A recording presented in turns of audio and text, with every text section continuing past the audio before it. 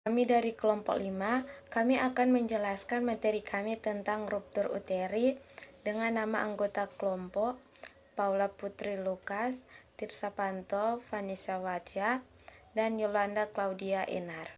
Yang pertama, pengertian ruptur uterus.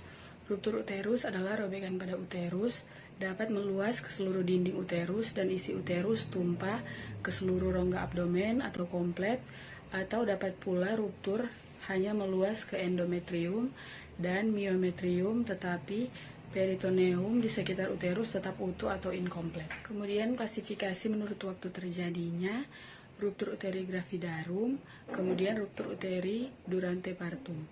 Kemudian menurut lokasinya, corpus uteri dan SBR. Kemudian menurut robeknya peritoneum, yang pertama kompleta, inkompleta.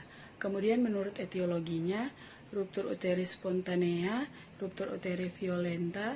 Kemudian menurut gejala klinisnya, ruptur uteri imminens, kemudian ruptur uteri sebenarnya. Tanda-tanda dan gejala.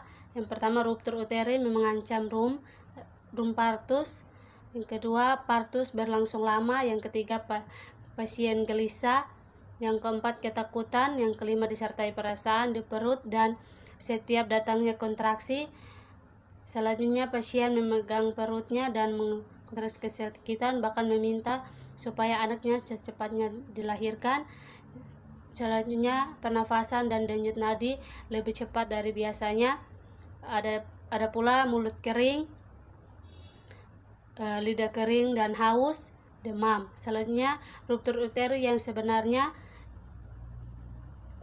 A. Kontraksi persalinan menurun atau berhenti berdetak. Yang kedua, berhentinya denyut jantung janin. Yang ketiga, peningkatan tekanan akibat arah janin.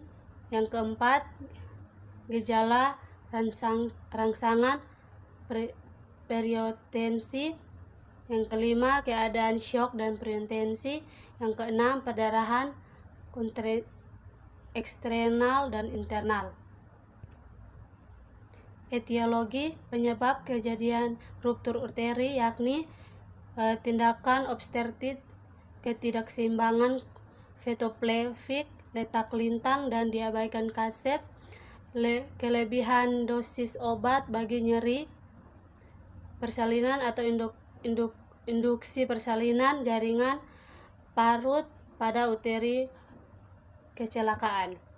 Ada pula komplikasi yang timbul dari ruptur uteri sendiri, yakni pendarahan, shock, infeksi, trauma, kandung kemih atau urteri, koagulasi Pemeriksaan fisik, anamnesis dan inspeksi dibagi menjadi 7 bagian. Yang pertama, pada suatu his yang kuat sekali, pasien merasa kesakitan yang luar biasa, menjerit-jerit seolah-olah perutnya sedang dirobek. Yang kedua, pasien menjadi gelisah, takut, pucat, dan keringat dingin. Yang ketiga, pernapasan menjadi dangkal dan cepat. Yang keempat, haus. Yang kelima, muntah-muntah.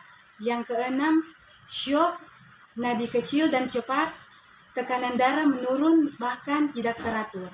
Yang ketujuh, pendarahan per vagina. Selanjutnya, palpasi. Palpasi dibagi menjadi 3 bagian. Yang pertama, teraba krepitasi pada kulit perut.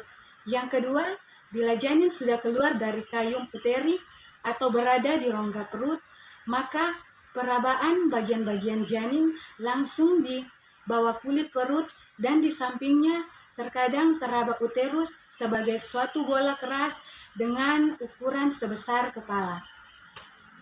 Yang ketiga, nyeri pada perut terutama pada bagian yang robek. Selanjutnya, auskultasi. 1. Denyut jantung tidak teratur beberapa menit setelah ruptur. Pemeriksaan dalam, kepala janin yang terjadinya sudah jatuh turun ke bawah, dengan mudah dapat didorong ke atas dan ini disertai keluarnya darah per vaginam yang cukup banyak. Jika rongga rahim sudah kosong dapat diraba, robekan pada dinding rahim, bahkan dapat diraba pula usus omentum dan bagian-bagian janin. Jika jari tangan yang berada di dalam ditemukan dengan jari luar, maka terasa seperti dipisahkan oleh bagian yang tipis sekali dari dinding perut. Fundus uteri juga dapat diraba. Sekian penjelasan materi dari kelompok kami, kiranya dapat dipahami. Kami ucapkan banyak terima kasih.